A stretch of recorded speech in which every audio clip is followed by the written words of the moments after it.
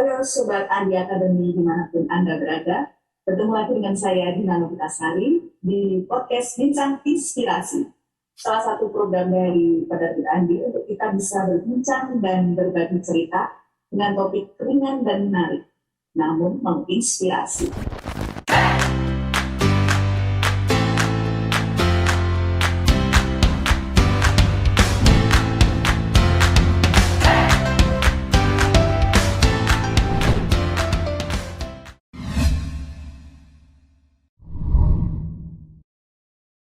Bicara tentang kasih sayang, kita bisa masuk dalam dimensi kehidupan yang sangat luas, baik antara dua insan, antara orang tua dan anak, atau antara teman dan pasti dari alam.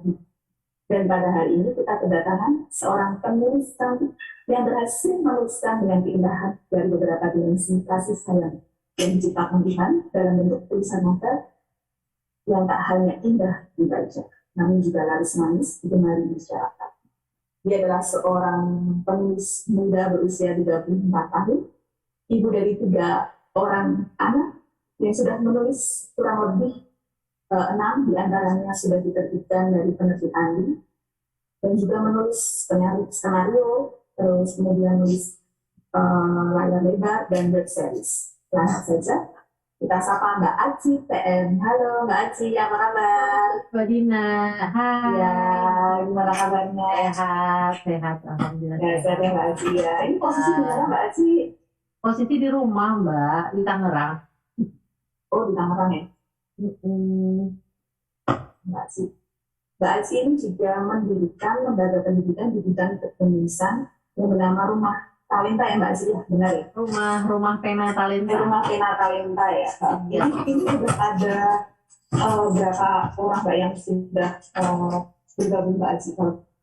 Kalau bergabung sih udah banyak banget ya, karena kan itu dari tahun 2009. Jadi kurang lebih ya kalau komunitasnya itu ada 12 ribuan orang, tapi yang aktif ya biasalah paling hanya beberapa ratus ya sekarang ini yang benar-benar aktif gitu. Tapi kalau murid-murid kan datang dan pergi, biasa kayak sekolahan gitu kan, habis kursus terus pergi, kursus datang lagi, pergi lagi. Jadi Rumah Pena Talenta telah membantu ratusan banyak orang untuk menulis ya Mbak Aci. Betul, jadi kita dan skenario TV ya. Ya, lebih menulis cerpen, novel, skenario. Dan Rumah Pena juga sering banget mengarahkan anak-anak muridnya untuk menerbitkan buku di Andi sih. Karena rekomendasi banget. Ya, terima kasih Mbak Aci. Kemudian saya ingin tanya sih Mbak Aci, Mbak Aci ini membuat novel, kenapa sih Mbak bisa tertarik membuat novel awalnya, kan bisa ceritain Mbak Aci? Terus genre-nya apa Mbak Aci? Mbak Aci lebih ke fokus genre yang apa? Kalau awalnya aku bikin novel itu, aku senangnya bikin novel-novel remaja ya. Karena kan pertama bikin novel itu umur 19 tahun lah. Nah, zaman-zaman aku masih kuliah, jadi itu masih penuh dengan cerita-cerita remaja. Karena mentor menulis aku dulu pernah bilang, kalau kamu belajar menulis, menulislah sesuai dengan apa yang kamu pahami gitu, dunia yang sedang kamu jalani. Saat itu saya berada dalam dunia remaja ya, masih di usia belasan, jadi diarahkannya untuk ayo nulis cerita-cerita remaja gitu. Akhirnya ya novel pertama sampai novel ke-6 itu ya novel remaja terus, remaja komedi gitu ya, sampai novel ke-7 atau 8 gitu, saya agak lupa. Pokoknya itu pertama kali saya bikin novel ketika saya sudah berusia 25 tahun. Ingin bikin novel yang lebih agak dewasa lah gitu, yang konfliknya tuh agak lebih ribet gitu kan, kemudian love story-nya lebih kental gitu. Ya, saya belajar yang lebih kompleks kehidupan ya, seperti itu, karena kan perjalanan waktu juga ya, dari usia 19, 20, 21, dari mulai gadis terus akhirnya menikah terus punya anak, kan kita pasti bertumbuh kan, secara kejiwaan juga bertumbuh. Nah, dari situ mulailah menulis novel Cloudy gitu. Dan itu novel Cloudy itu novel dewasa pertama saya yang diterbitkan oleh Penerbit Andi. tahun 2012 kalau nggak salah ya. Oh, udah hampir 10 tahun ya Mbak Aci ya. Benar. Lumayan lama. Sampai sekarang tuh masih laku dijual itu Mbak. Jadi laporan penjualannya masih ada aja sampai sekarang tuh, ya bikin seneng aja sih. Iya ya, wah Mbak Aci. Terus kalau Mbak Aci masih ingat nggak novel pertama yang Mbak Aci tulis judulnya apa? Terus terinspirasi dari mana sih Mbak? Tulis pertama kali itu. Kalau novel pertama yang aku tulis itu judulnya Bisikan Sahabat. Ini yang pertama ditulis ya, bukan yang pertama terbit. Kalau kalau yang pertama terbit itu justru novel kedua. Tuh, jadi novel pertama ini justru dia terbitnya yang kedua setelah yang pertama. Itu dulu waktu SMA itu kan lagi ngefans banget tuh sama Peter Pan gitu Mbak. Kan penyanyi band-band Bandung gitu. Jadi saking ngefansnya itu tuh sampai setiap konser Peter Pan tuh selalu didatangi, diikuti. Terus kalau Peter Pan itu bikin apa namanya acara-acara jadi bintang tamu di radio segala macam, aku datengin. Nah dari situ ada pengalaman-pengalaman lah jadi fans gitu kan, jadi supporter. Sampai akhirnya ya karena mereka sudah tambah terkenal kan semakin susah ditemui segala macam, ada kerinduan di situ, pengen banget ketemu sama mereka lagi. Akhirnya aku nulis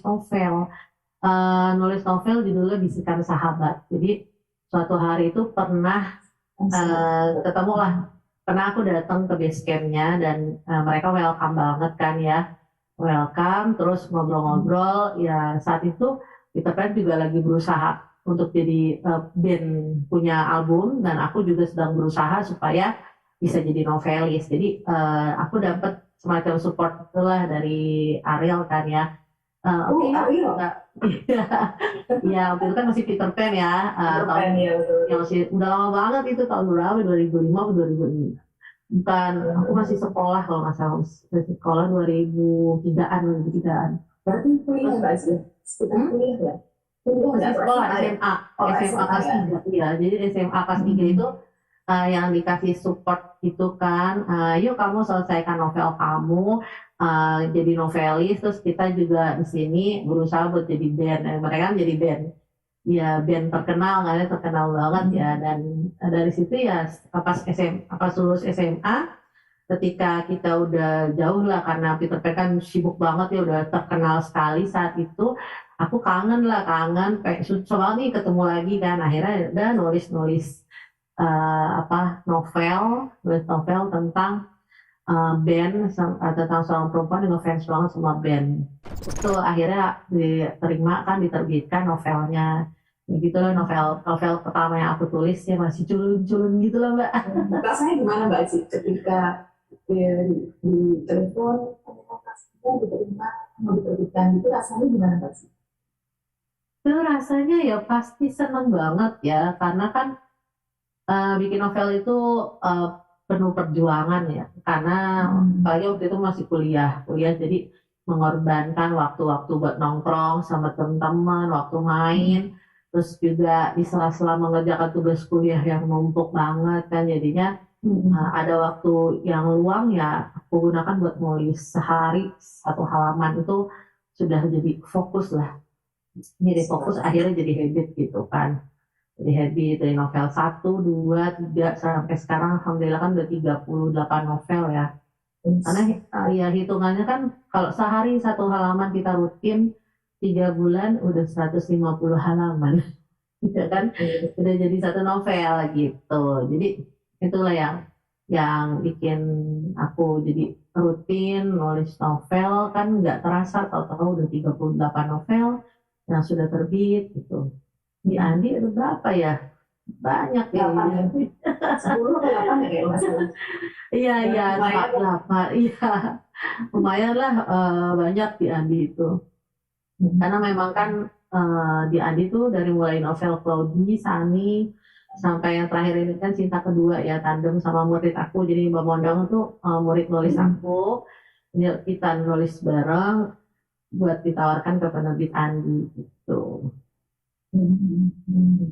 Mbak biasanya kalau nulis itu Mbak Aci nentuin apa dulu Mbak, pertama temanya dulu atau cari-cari apa dulu gitu untuk inspirasinya. Atau dari pengalaman sendiri atau pengalaman teman atau ngobrol-ngobrol sama orang lain biar dapat inspirasi untuk menulis.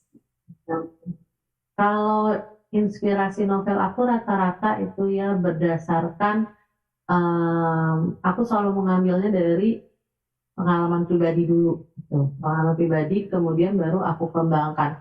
Jadi kayak semacam menukil aja sih, ngambil sedikit. Aku punya pengalaman apa nih yang kemudian bisa aku kembangkan, terus aku kreasikan, diimajinasikan ya, dikembangkan jadi sebuah novel. Contohnya seperti novelnya Dunia Sunyi ini kan, novel Dunia Sunyi ini aku punya pengalaman salah satu murid rumah pena itu ada yang tunarungu gitu. Jadi kan tunarungu dan ya ngobrol-ngobrol sama orang tuanya gitu kan, ngobrol sama orang tuanya gimana sih caranya mereka itu menerima gitu. Jadi ada orang tua yang memang menerima anaknya mengalami kekurangan, ada yang memang tidak menerimanya gitu kan. Dan di sini aku dapat banyak pemahaman gitu dari si orang tua muridku ini. Jadi mereka itu ya memang termasuk orang tua yang support gitu ya, yang menerima anaknya dari mulai diajarin apa melakukan operasi gitu, terus pakai alat bantu, lalu diajarin untuk bicara, kemudian diajarkan ke sekolah-sekolah khusus dan lain sebagainya, terapi dan lain sebagainya. Jadi luar biasa sekali gitu kan melihat perjuangannya mereka. Kemudian dari sana dan itu kan pertama kalinya ya dalam hidup aku menemui anak yang tunarungu ya, anak-anak gitu. Karena biasanya kan aku kalau ketemu tunarungu tuh yang memang sudah dewasa gitu kan. Nah, ketika aku bertemu dengan anak-anak itu kan jadi melihat perkembangannya mereka gitu, melihat mereka berkembang, terus melihat perjuangan orang tuanya gitu untuk bisa membuat mereka tuh bisa meraih cita-cita gitu kan, bahwa anak-anak tunarungu ini juga bisa melakukan banyak hal seperti anak normal pada umumnya, dan melihat perjuangannya mereka itu jadi inspirasi sekali gitu buat aku, sehingga aku jadi kepikiran gitu. Nah, dari hal-hal kejadian-kejadian nyata nih yang aku alami, terus aku ketemu orang-orang dengan berbagai kisahnya, itu kadang-kadang suka kepikiran gitu loh Mbak Dina. Nah, yang kepikiran itu ya udah pikiran tentang gimana ya kalau misalnya ada orang tua tunarungu yang salah satu di antaranya tuh nggak terima gitu anaknya seperti itu, kemudian dia pergi. Nah, berawal dari sana mulailah apa namanya inspirasinya terketik Inspirasi. tuh, ya imajinasinya langsung melebar kemana-mana gitu kan tentang seorang anak tunarungu. Dan waktu itu kebetulan ada juga pernah lihat ya anak tunarungu yang bisa main piano gitu loh Mbak. Tuh. Jadi oh bisa ya ternyata mereka tuh main musik gitu kan. Sama seperti tunanetra yang bisa menulis gitu kan. Atau ya banyak lah Sesuatu yang luar biasa Mbak ya. ya sesuatu yang Sesuatu yang amazing lah ya. keterbatasan tapi bisa. Benar, jadi keterbatasannya mereka, tapi mereka tuh bisa luar biasa gitu kan ya. Ya udah semua bahan-bahan yang ada itu ya apa namanya dikumpulkan, kemudian kita ramu lah, aku ramu menjadi sebuah cerita. Nah, jadilah cerita Dunia Sunyi ini gitu. Luar biasa nggak sih? Inspirasinya ternyata nggak harus datang dari kenyataan pribadi ya Mbak, atau pengalaman pribadi, tapi dari orang lain gitu. Nah, Oke, ini Mbak Aziz ini kan menjadi ibu dari 3 anak ya, yang masih aktif menulis. Nah, ini bagaimana cara Mbak Aziz membagi waktu antara menulis dan mengasuh anak? Nah, ini pertanyaan sulit ya. Ya karena kan setiap orang itu punya prinsip masing-masing ya. Terus setiap orang itu juga punya peraturan masing-masing dalam kehidupan rumah tangganya mereka gitu. Nah, kebetulan nih ya aku cukup beruntung lah dapat suami yang support. Tuh, yang pertama sih emang support suami, karena kalau suami nggak kasih izin ya akan susah juga sih ya gitu. Jadi ya Jadi buat cewek-cewek yang masih gadis nih ya, kalau misalnya mau cari suami terus misalnya kamu punya cita-cita mau jadi penulis ya diobrolin lah, dikomunikasikan sama suami bahwa dari awal ketika mau menikah itu memang saya komunikasikan ke suami, aku itu mau jadi penulis, punya cita-cita mau jadi penulis dan cita-citaku tuh besar banget, pengen jadi penulis yang bukan hanya penulis sekedar nulis tuh selesai gitu, tapi punya banyak mimpi aku dan impian aku di dunia kepenulisan gitu. Kamu mau support aku atau enggak gitu kan? Karena ketika dia sudah mengizinkan ya itu kan jadi jalan yang lancar gitu kan insya Allah buat aku. Memang dari awal nikah itu dia udah support banget. Oke, aku izinin kamu nulis gitu dan kita berdua bagi tugas ya dalam arti sepakat bahwa kegiatan rumah tangga itu bukan hanya kewajiban istri saja ya kan, seperti membersihkan rumah ya, membersihkan rumah, mencuci baju, mencuci piring, jaga anak itu adalah kewajiban berdua. Jadi kita saling berbagi lah, kita saling memiliki tanggung jawab gitu, sehingga khususnya untuk anak gitu kan, khusus untuk anak, misalnya anak itu kita bagi, ini kan anak bareng-bareng ya kan, bukan anak aku aja, bukan anak dia aja, jadi kita membesarkannya sama-sama gitu. Dan itu di situ saling berbagi lah, berbagi tugas, berbagi peran, sehingga masing-masing dari kita juga punya waktu untuk mengembangkan diri. Dia punya waktu buat kerja, saya punya waktu buat kerja. Karena kan aku memang menjadikan menulis ini sebagai pekerjaan ya kan, sebagai profesi. Sehingga ada order dari penerbit atau tidak ada order dari penerbit, aku tetap nulis gitu. Jadi itu terus berkarya seperti itu sampai ya awal-awalnya memang sulit sih ya, namanya juga dua manusia bersatu dalam rumah tangga ya nggak mulus-mulus banget, pasti kan ada jalan terjalnya ya kan, ada apa namanya perbedaan pendapat segala macam, karena kenyataan itu kan kadang nggak seindah apa yang diucapkan ya kan. Betul, betul. Apalagi untuk rumah tangga ya Mbak Sih ya. Iya, apalagi waktu itu kan anak satu, ya kan dari anak satu. Memang aku ngerasain banget nih anak satu itu aku masih produktif banget. Anak dua udah mulai agak berkurang tapi masih produktif. Nah, anak tiga ini agak berkurang produktivitasnya tapi aku masih konsisten gitu aja sih.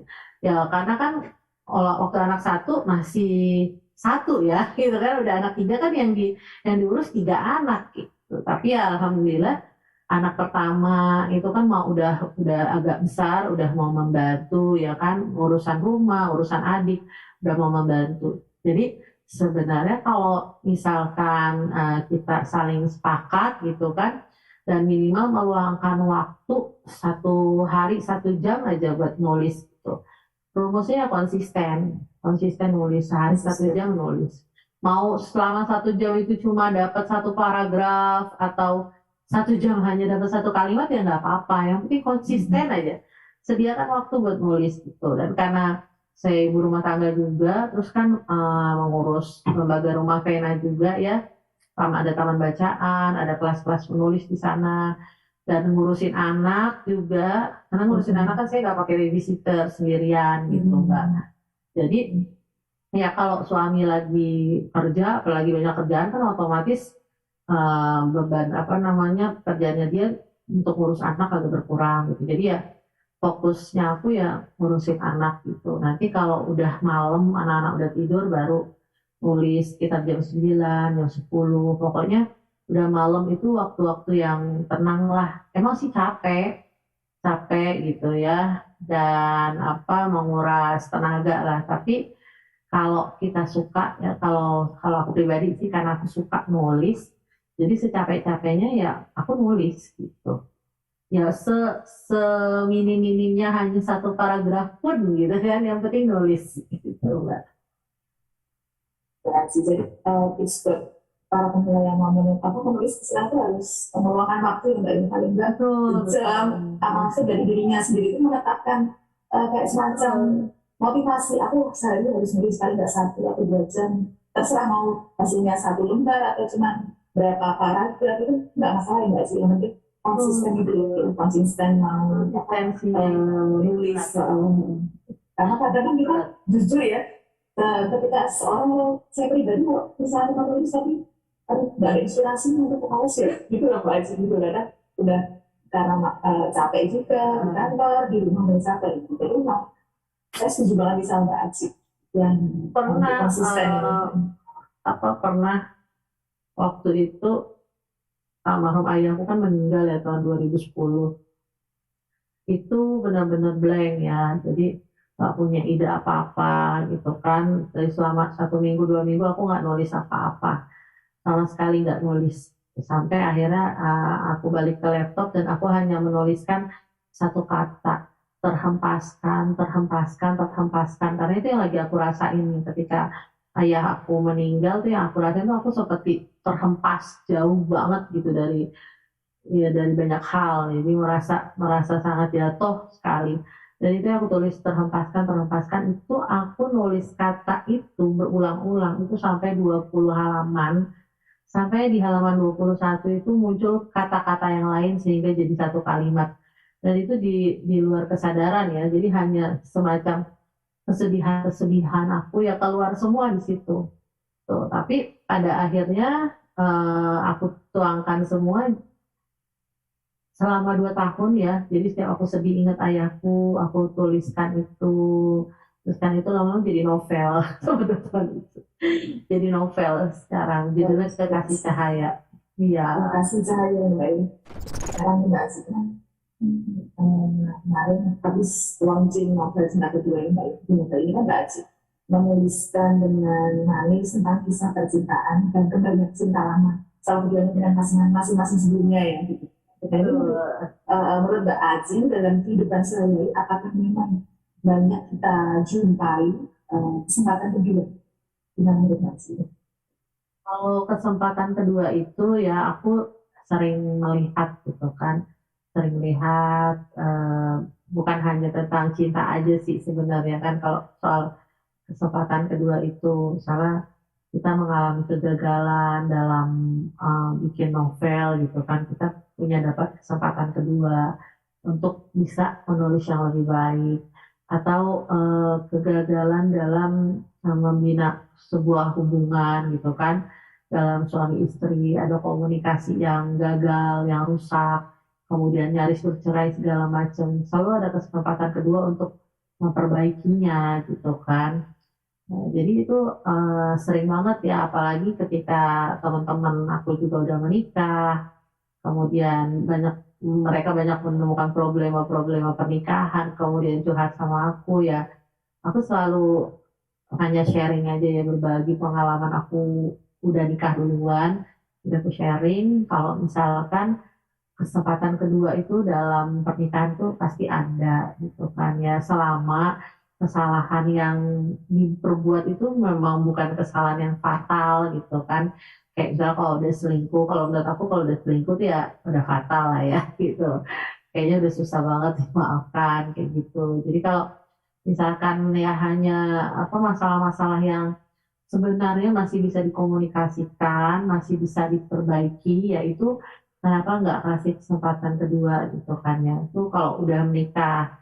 Kalau misalnya kayak baru pacar-pacaran atau memang belum terikat sama pernikahan segala macam, itu kan nggak ada salahnya kita membuka hati gitu untuk cinta yang lama gitu kan ya. Kalau misalnya mau udah cocok, udah saling sayang, kemudian udah ngerasa nyaman, dan memang dulu berpisahnya mungkin bukan karena hal-hal yang krusial gitu kan. Seperti di cinta kedua ini kan mereka berpisahnya bukan karena selingkuhan atau bukan karena eh, hal yang buruk gitu, tapi karena kurangnya komunikasi satu sama lain sehingga mereka harus berpisah gitu. Jadi ketika eh, ada sebuah peristiwa yang menyatukan mereka lagi, yaitu mereka tidak menyimpan sebuah dendam atau luka masa lalu gitu, Mbak. Kesempatan kedua itu selalu ada untuk sebuah hubungan yang baik. Betul, betul. Ini Mbak Polasnya ini banyak kita jumpai kadang cinta yang lalu tidak segera berlalu, namun justru apa mengganggu. Jadi saya udah putus, terus mungkin ada masalah, kemudian dia minta balikan ke suami macam itu. Tapi kadang satu sisi pasangan langsung terganggu dengan kondisi seperti itu. Ini juga sebagai yang baik untuk pasangan muda menghadapi masalah kita itu yang sering dihadapi. Aku pernah ngalamin sih, aku pernah ngalamin gitu kan. Jadi sebelum menikah sama suami gitu kan, aku kan sempet dideketin sama cowok lah. Jadi kita tuh belum pacaran karena aku belum mengatakan iya gitu sama pernyataan cintanya dia. Tapi dia tuh udah ngelamar aku sama ayah aku gitu Mbak. Jadi ketika aku lagi di asrama bahasa Mandarin sama 3 bulan, dia melamar aku ke ayah gitu kan. Kalau ayahku sih welcome ya, sudah suka lah sama dia. Jadi dia punya pendekatan gitulah ke almarhum ayah gitu. Nah kemudian aku juga sebenarnya waktu itu mau menerima dia gitu. Tapi saat itu ketika mau menerima dia, dia malah menghilang kan, nggak ada jejaknya, pokoknya nggak ada kabarnya dan lain sebagainya. Nah ketika dia menghilang, nggak ada gitu, itu temukanlah aku dengan suamiku yang sekarang gitu kan. Terus ya kebersamaan kan menumbuhkan rasa cinta kan antara aku sama suamiku, dan akhirnya ya udah kita itu udah pokoknya udah saling menjalin cinta lah, udah mau serius komitmen ya kan, dan suami juga nggak mau pacaran lama-lama, ya udah dilamar. Kayak udah lamaran, udah persiapan mau nikah, tiba-tiba dia datang gitu kan. Jadi aku nggak bilang mantan, iya tiba-tiba cowok yang menghilang itu dia datang, dan dengan entengnya tuh dia minta maaf kenapa dia menghilang, tuh dia jelasin kan. Terus dia minta kesempatan kedua dari aku. Ya oke lah, tapi ternyata dia menghilang itu karena dia punya hubungan sama cewek lain gitu. Jadi nggak sabar menunggu aku. Ya kan aku bilang aku butuh berpikir lagi kan ya. Tuh nggak mau gegabah menerima lamaran gitu. Dan dia nggak sabar menunggu aku, ya udah dia pacaran sama cewek lain. Gitu. Ternyata cewek lainnya ini bukan cewek baik-baik. Balik lagi pengen minta supaya aku ini meninggalkan calon suamiku saat itu. Gitu. Dan minta supaya aku tuh balik sama dia dan menerima dia kayak gitulah. Tapi ya aku pikir ya udahlah, itu nggak usah. Itu gimana ya? Yang tadi aku bilang tuh kalau udah selingkuh atau dianya juga udah nggak sungguh-sungguh sama kita, terus tiba-tiba dia minta kita untuk batalkan pernikahan, itu bukan ikhtiar yang baik sih kalau menurut aku. Jadi sempat galau juga sih, sempat galau kok udah mau akad nikah kok ada cobaan kayak begini gitu kan. Galau-galau ya, tapi akhirnya tetap sih pilih suami yang sekarang gitu.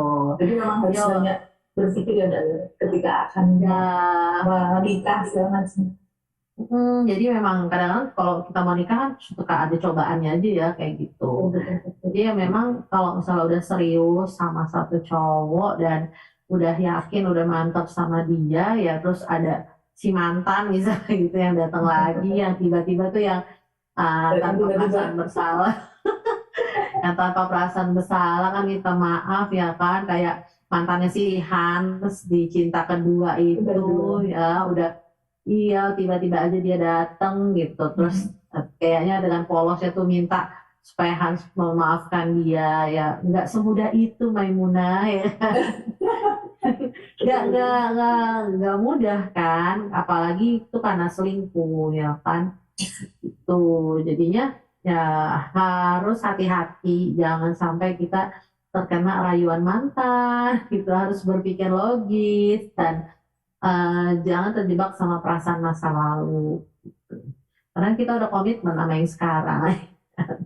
Itu yang harus ada yang Betul. komitmen itu yang udah Susah komitmen itu kan yang susah. Mbak sih ini menarik sekali, kenapa pengalaman Mbak sih? Terus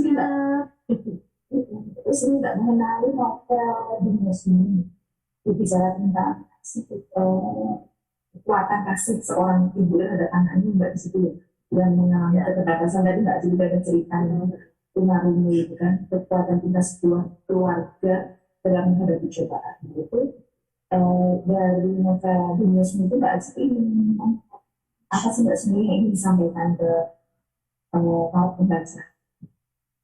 Ya, sebenarnya kan ketika aku menulis Dunia Sunyi ini, aku juga sudah jadi orang tua ya. Aku baru punya anak satu waktu itu, baru punya anak satu. Tapi ya walaupun baru satu kan udah ngerasain tuh gimana sih perjuangan seorang ibu untuk melahirkan, terus bisa menyusui, ya membesarkan. Dan gimana sih perasaannya gitu ketika ternyata anak yang kita nanti-nantikan ini rupanya memiliki kekurangan, memiliki keterbatasan, pasti kecewa kan, pasti sedih dan ada penyangkalan-penyangkalan gitu. Karena memang yang tadi aku sampaikan dari cerita si orang tua murid aku itu memang ada orang tua yang memang menyangkal, anakku nggak begini kok, anakku nggak begitu, anakku normal, anakku baik-baik aja. Akhirnya telat penanganan gitu Mbak. Ini telat penanganan, telat terapis dan segala macamnya. Akhirnya terlambat gitu. Jadi selain murid di rumah pena itu selain ada yang tunarungu, ada juga yang autis gitu Mbak. Yang apa? Ada yang autis tapi ya disabilitas itu dan ada juga yang tunanetra, gitu kan. Tapi aku mendapatkan banyak sekali eh, ilmu-ilmu baru gitu dan mendengar perjuangan-perjuangan para ibu ini ya yang luar biasa dan sungguh bikin aku tuh kadang ngerasa ya hatiku ya gitu. Bagi seorang ibu mungkin aku nggak sanggup gitu ya tapi mereka tuh sanggup dan mereka tuh yang luar biasa banget gitu seorang ibu yang hebat dan kasih sayang ibu yang hebat ini yang akhirnya bisa membuat anak-anak yang memiliki keterbatasan itu menjadi anak-anak yang bisa hidup dengan normal, bisa ya sama kayak kita bisa ngobrol, bisa berkreasi, bisa memiliki apa karya gitu kan, dan itu yang luar biasa buat aku. Nah dari situ aku ingin menyampaikan gitu bahwa kekuatan atau kasih cinta seorang ibu itu tuh nggak terbatas dan kasih sayang. Nah, iya, kasih sayang dan cinta seorang ibu itu bisa membantu seorang anak gitu kan. Jadi ya ingin ngajak para ibu-ibu juga untuk ayo kita support anak-anak kita gitu. Apapun kondisinya ya kan. Anak-anak kita yang sudah kita lahirkan ke dunia, apapun kondisinya harus kita berikan yang terbaik gitu buat mereka. Dan keluarga itu adalah kunci dari kebahagiaan. Itu sih yang mau aku sampaikan di dunia sunyi. Itu khususnya buat orang tua, jangan melihat mematahkan ya keinginan anak, cita-cita anak kan di sini di dunia sunyi tokohnya itu ingin bermain drum walaupun dia tunarungu gitu kan dan banyak ditentang sama orang-orang, banyak ditertawakan, tapi itu impian, cita-cita anak itu sebenarnya harus kita dukung. Sebagai orang tua harus kita dukung, bahwa Allah itu Tuhan udah menurunkan, menciptakan manusia ini ke dunia. Mereka sudah dikasih bakat masing-masing. Mereka sudah diberikan keahlian masing-masing. Jadi kita sebagai orang tua ya kita mendukung. Jadi yang saya sedih ya karena waktu itu kan di rumah pena ini saya sering ketemu banyak anak-anak yang senang menulis, anak-anak yang senang menggambar, dan mereka ikut kursus sama saya di rumah pena, kelas menulis, kelas menggambar, dan mereka punya bakat gitu ya, mereka punya kemampuan di sana. Tapi ternyata ketika sudah masuk SMA gitu, mereka diwajibkan orang tua mereka untuk berhenti gitu, fokus belajar gitu kan, udah nggak usah kejar cita-cita jadi penulis, udah nggak usah jadi tukang gambar. Jadi ada nih salah satu anak murid di Rumah Pena, dia itu jago gambar dan ikut kursus gambar sama kita. Tiba-tiba orang tuanya itu memaksa dia untuk masuk sekolah kebidanan tuh. Jadi Jadi bidan juga ya terpaksa untuk jadi bidan gitu, sampai ya dia sudah memberikan penjelasan gitu kan, berikan penjelasan kepada orang tuanya bahwa dia itu suka gambar dan dia udah kasih informasi profesi apa yang bisa dia kerjakan nanti kalau dia sudah menggambar segala macam ya. Tapi mungkin ya masih banyak orang tua yang terjebak sama stereotip gitu ya, sama persepsi yang kalau kerja itu ya yang menghasilkan uang tuh ya kerja kantoran, jadi bidan, jadi dokter atau apa namanya, jadi karyawan atau segala macam gitu. Jadi kayak kendalanya masih konvensional ya Mbak ya? ya masih pemikiran konvensional, Masih belum istilahnya banyak sekali. Nah dari sana kan saya tuh tergerak, jadi ingin menulis Dunia Sunyi ini juga ingin mengajak orang tua untuk ayo kita support gitu kan cita-cita anak kita, dan kita percaya kalau mereka bisa gitu. Kalau kita orang tuanya, kita sebagai orang tua nggak percaya anak-anak kita bisa, siapa yang mau percaya sama anak-anak kita gitu kan. Siapa yang akan memberikan support kalau bukan kita orang tuanya tuh Mbak. Jadi kan kalau untuk anak-anak disabilitas mereka juga sebenarnya tidak melintas itu ya Mbak ya. Iya, Karena menurut saya itu anugerah juga dari Tuhan. Dimana benar-benar istilahnya apapun orang itu. tua ini apapun itu, karena Tuhan pasti akan memberikan perkawinan pada setiap masing-masing yang mengakukan. Benar-benar. Jadi ada juga murid Rumah Pena yang dia tunanetra tapi suaranya mantep banget. Bagus Jadi banget. suaranya bagus banget. Dia diundang nyanyi di mana-mana, masih SMP anaknya itu waktu itu. Diundang kemana-mana, kemudian tulisannya juga bagus dan dia udah mencetak tulisannya sendiri gitu kan. Anaknya juga cerewet gitu, ceriwis. Jadi saya melihat anak-anak yang seperti itu tuh salut gitu sama orang tuanya gitu kan, bahwa orang tuanya itu berhasil ya mendidik mereka, membesarkan mereka dan menemani mereka sehingga mereka tuh yang merasa kekurangannya itu bukan kekurangan, apa yang Tuhan berikan ke mereka sudah sempurna gitu kan, dan mereka ya merasa hidupnya baik-baik aja. Karena kitanya yang kadang-kadang suka berlebihan kan, memandang orang yang disabilitas itu kasihannya padahal enggak. Justru mereka sudah hidup dengan sangat baik, dan saya sangat applause banget sama orang tua yang mau menemani gitu kan, mau support gitu.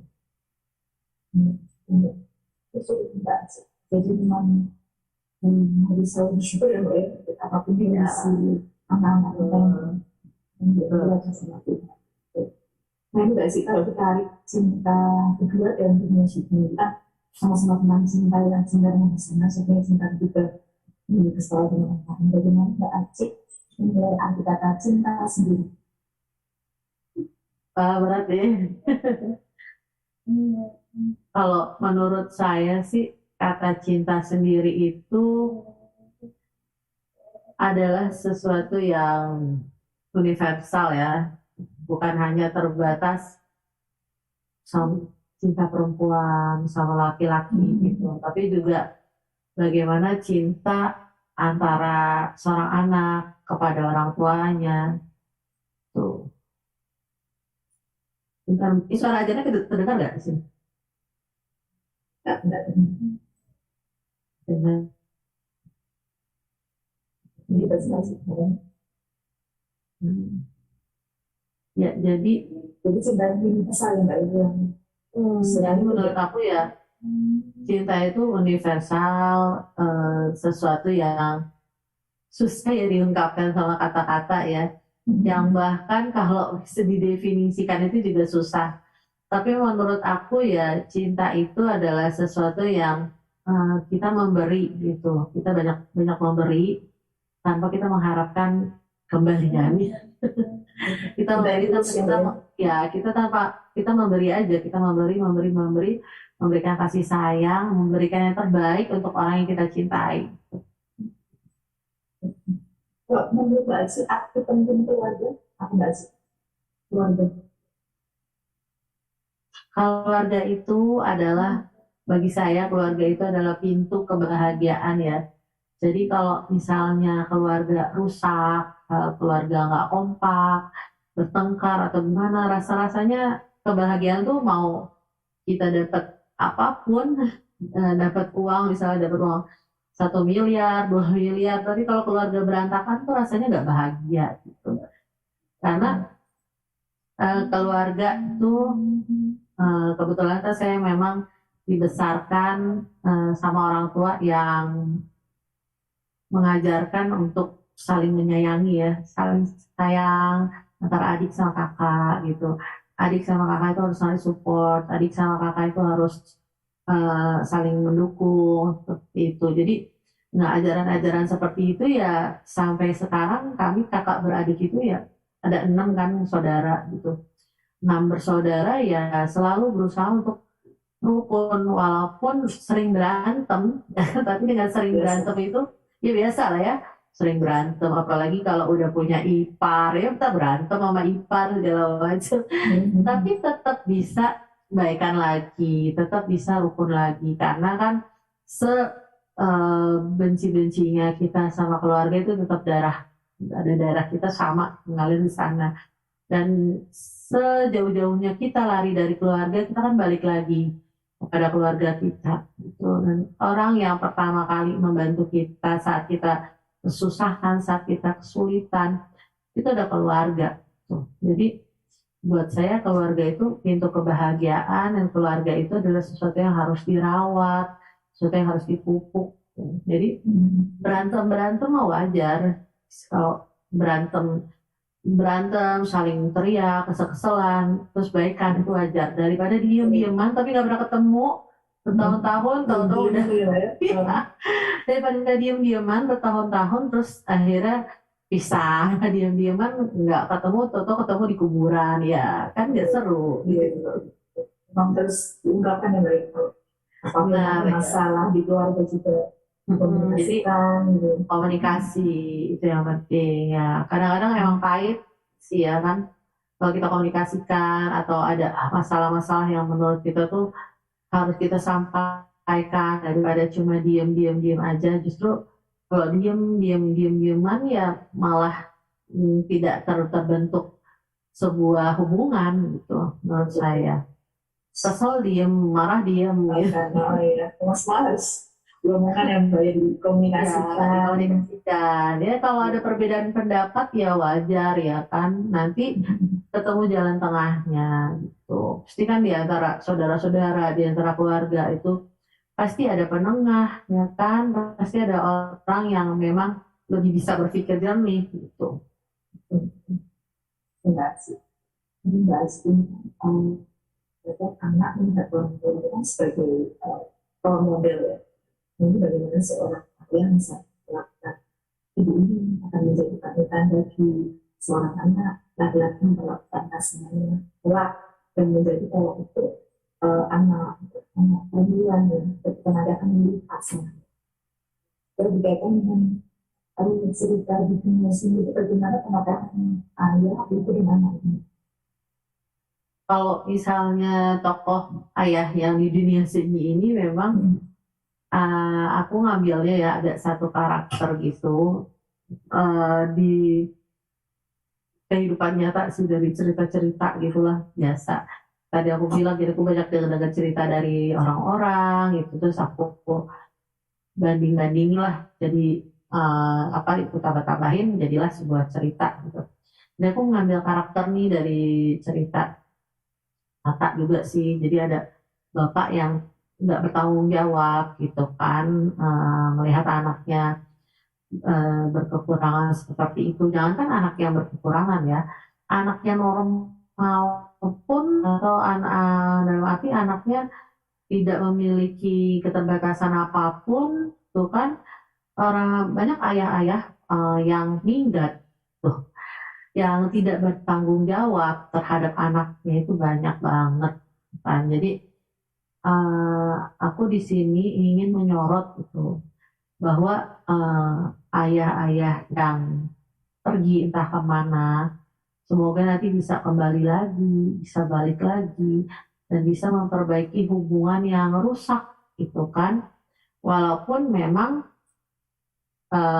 hubungan itu tidak akan bisa 100% jadi sempurna, tapi kan setidaknya dengan kembalinya sang ayah, ketika anaknya masih di dunia anak-anak gitu kan, itu kan lebih baik ketimbang ayahnya itu nggak pernah muncul, nggak pernah hadir gitu kan dalam kehidupan anaknya. Tahu-tahu anaknya udah mau nikah nanti mencari-cari ayahnya. Ini kan banyak banget ya banyak banget nih aku mendengar cerita seperti ini gitu. Ayahnya kabur entah kemana, jadi si ibunya ini diceraikan, tidak diceraikan, tapi ya ditinggal pergi gitu aja. So, jadi ketika Kabar ini kan tanda kabar. kabar.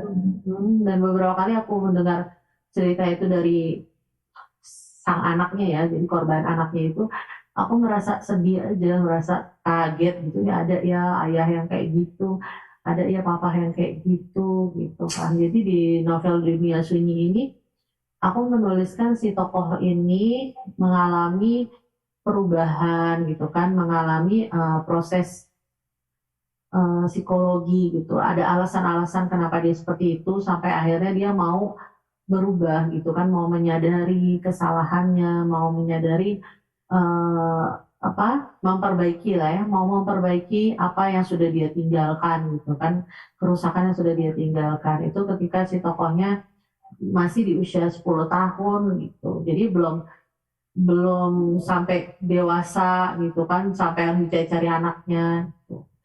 Dan bahwa si ayahnya ini dan ibunya memang masih saling mencintai gitu kalau di novel Dunia Sunyi. Tapi kalau di dunia nyata ya seringkali dilihat ya lebih menyedihkan daripada novel Dunia Sunyi ini. Dan memang seorang ayah itu seharusnya seorang laki-laki ya, ketika sudah memutuskan untuk menikah, dia harus siap untuk menjadi seorang ayah, harus siap juga untuk membantu membesarkan anak-anaknya gitu. Yang ada yang lebih parah lagi sih Mbak Dina, jadi dia ada di rumah tapi tidak ada untuk anak-anaknya gitu. Itu kan parah ya. Parah gitu. Ya, Jadi jadi malah sering, asik dengan dunianya sendiri ya, Mbak. betul betul itu sering juga dijumpai nih di dewasa ini. Jadi dia ada di rumah tapi dia tidak pernah ada untuk anak-anak. Jadi anak-anak tumbuh sendiri aja, tidak merasakan pendidikan dari sang ayah. Padahal kan pendidikan dari seorang ayah itu bagus banget untuk perkembangan masa depan anak. Tuh. Ya, bisa ditarik gambarannya ini semua karena cinta. Semua itu kembali karena kita memiliki cinta ya. Pada dasarnya manusia itu memiliki cinta. Memiliki cinta di hati, Di hati punya sayang di cinta. hati. Iya, jadi Ya, semua memiliki cinta. ketika masih ada cinta itu ya sebenci-bencinya ya, atau ada hal apapun yang membuat seseorang saling marah, saling diam-diaman segala macam, selama masih ada cinta di hatinya, dia akan kembali lagi, gitu kan. Ya seperti cinta antar saudara adik kakak, gitu kan. Seberantem berantemnya mereka pasti akan ngobrol lagi, nongkrong lagi bareng, gitu kan. Dan lupa apa ya tadi? Iya, Iya. kemarin kita berantemin apa sih, iya kan? Gitu. Relate ya sama kehidupan kita ya. Benar-benar gitu kan ya, kecuali kalau misalnya ngeributin warisan itu mah udah angkat tangan deh. Iya, iya. Bisa jadi sinetron nanti. Cinta yang indah secara universal itu bisa saya sampaikan seperti angin di bawahnya, Mbak. Memiliki tempat untuk pulang adalah rumah, memiliki seseorang yang dicintai adalah keluarga, dan memiliki keduanya adalah anugerah. Betul sekali, betul banget. Mantap. Tapi seru banget Mbak Aci, seru banget perbincangan kita pada kali ini. Seru banget bisa ketemu Mbak Aci ngomong tentang cinta yang jadi universal, cinta yang orang mesti memiliki cinta. Banget Tanpa cinta hidup kita juga bakal hampa kan. Tanpa cinta hidup hampa ya. Betul.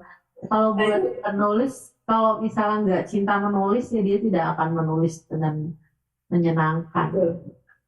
Dan bahkan kalau ada orang yang mungkin diri merasa diri tidak cinta itu sebenarnya enggak ya. Karena memang manusia lahir pengen cinta enggak, dia tentang cinta, kasih sayang. Betul. Kadang-kadang kalau misalnya kita merasa diri kita tuh nggak dicintai, diri kita tuh nggak disayangi, itu kan mungkin hanya perasaan kita aja ya, karena segalak-galaknya orang tua kita, mereka pasti mencintai kita gitu. Setidak pedulinya mereka sama kita, mereka pasti mencintai kita. Hanya saja mereka mungkin tidak paham atau bagaimana sih caranya mencurahkan cinta itu, dengan bahasa cintanya itu seperti apa, mereka tuh nggak tahu gitu kan. Kadang-kadang ada orang yang bahasa cintanya ini senangnya dielus-elus, senangnya dipeluk, dibelai gitu. Tapi orang tuanya bahasa cintanya lain lagi. Bahasa cintanya maunya dilayani, maunya tuh dituruti omongannya gitu kan. Sementara anaknya pengennya dipeluk, orang tuanya berpikir gak usah peluk-peluk lah, udah gede gitu kan ya. Walaupun tanpa dipeluk juga tetap cinta sama anak gitu. Nah akhirnya kan jadi bentrok gitu, karena anak berpikir aku nggak dicintai lagi gitu kan, karena nggak dipeluk-peluk lagi. Orang tua berpikir ya selama aku cintanya orang tua, selama aku kasih makan anakku, aku kasih tempat tinggal dia, itu artinya cinta gitu buat orang tuanya. Jadi ya bahasa cintanya berbeda, akhirnya nggak ketemu. Itu yang bikin mungkin orang tuh merasa nggak dicintai, merasa nggak disayangi, karena orang-orang di sekitar dia nggak tahu dan nggak paham bahasa cintanya dia itu seperti apa. Karena bahasa cinta itu berbeda, Mbak. Betul. Cara menyampaikannya itu juga beda. Cara menyampaikannya beda. Ya kadang-kadang harus kita sendiri yang komunikasi sih ya. Ya sama kayak aku sama suamiku kan juga awal-awal menikah kan ya keselan juga kan, jadi pengen tuh pengennya dikasih bunga, pengennya tuh disurprisein ya kan, dikasih coklat, dikasih coklat gitu. Suami gue enggak romantis, dia pikirnya dia kan ya penting dia aku kasih makan, aku kasih tempat tidur ya, sandang pakan paman, sandang pangan papan gitu kan ya, pakan papan. Terus aku udah kasih kamu pengen apa ya aku kasih, kalau kamu nggak pengen dia nggak kasih gitu. Jadi sementara aku tuh pengennya ya apa dia dikasih bunga ya sama dia, sampai sekarang ya udah 15 tahun ya udah 15 tahun ya udah mau 15 tahun menikah pun ya belum pernah sih, pernah sekali dikasih bunga, itu juga ngambek dulu Mbak. Yang ngambek dulu aku pengen kasih bunga ya, gitu. Tapi kalau misalnya yang benar-benar surprise kasih bunga itu juga pernah gitu loh. Jadi ya akhirnya kan kita harus bisa memahami ya, komunikasi gitu kan. Ya akhirnya komunikasi gitu. Aku tuh bukan cowok romantis yang bisa ngasih kamu bunga, ngasih kamu boneka, ngasih apa-apa gitu. Ya tapi akhirnya ya aku mengutarakan, misalnya kayak aku ulang tahun nih, aku ulang tahun nanti mau dikasih boneka ya, aku ulang tahun nanti mau dikasih sesuatu yang surprise ya gitu. Jadi dia tuh oke, dia mau surprise gitu, mikir gitu kan. Jadi ya kita harus komunikasikan itu sama pasangan kita gitu. Karena cinta bandingin ya Mbak, kadang suka bandingin kan kita kok cowok itu di mana-mana gitu, misalnya juga kasih bunga, kok kesana nggak mau kasih ya, kadang kita bandingin gitu ya Mbak, gitu kan. Ya, benar-benar ya itu tadi, karena ternyata bahasa cintanya orang tuh beda-beda ya kan. Kalau misalnya kalau kata suami, buat aku tuh bahasa cintanya aku tuh memberikan makan kayak gitu kan. Aku bantu kamu nyuci baju, itu udah bahasa cintanya dia kayak gitu. Udah ngomong anak-anak juga ya Mbak. Ya udah bantu ngomong anak-anak, itu udah cintanya dia. Jadi ya bahasa cinta tiap orang tuh beda. Jadi kita jangan langsung ngerasa aku nggak dicintai, aku nggak disayangi gitu. Kita komunikasikan aja lah, apalagi cewek ya Mbak Nina kan, cewek kadang suka banyak kode kan, kode-kode gitu ya. Aku juga awal-awalnya sama gitu, suka kode-kodean, lama-lama capek kode-kodean mulu, udah mau apa ngomong aja langsung Lebih baik diungkapkan langsung ya Mbak ya, daripada dipendam. Alah, Betul ya, nggak karena bagus juga. nggak semua suami itu peka ya, nggak semua laki-laki itu peka kan sama kode-kodenya perempuan. Gimana kan ada Sampai jaga sendiri ya Mbak. ya ada lelucon gitu kan. Iya, iya, Rumus iya. memahami perempuan itu sampai berapa buku yang tebel banget gitu. Jadi ya harus saling memahami lah, laki-laki perempuan gitu kan, saling mengerti, saling memahami, saling komunikasi gitu, supaya cinta itu nggak terpendam aja, nggak cuma dipendam di hati tapi juga pengungkapannya tepat gitu.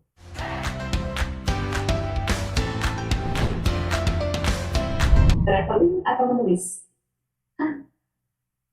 Traveling, Pantai atau gunung? santai, Eh, Facebook atau Instagram? Facebook, Horor atau komedi? komedi, Komedi. PC atau cerpen? cerpen. Oke, terima kasih Mbak Aci. Wah, jadi suka traveling ya Mbak Ibunya ya? Ya kalau kita traveling kita bisa nulis. Betul-betul. Kalau kita traveling, kita jalan-jalan, dapat inspirasi. Kalau nulis doang, nggak jalan-jalan, nggak dapat Beda inspirasi. inspirasi, betul. Apalagi Mbak Aci bisa Ya, lihat nih, idenya suka pantai. iya, Betul ya? senang sih karena kan dengar-dengar suara ombak itu kayaknya menenangkan aja. Betul-betul. Mbak Aci ini biasanya juga aktif ya Mbak, di Instagram untuk Mas senang.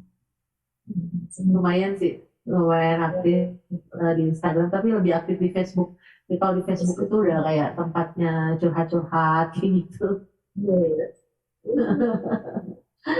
Cerita sehari-hari di Facebook gitu.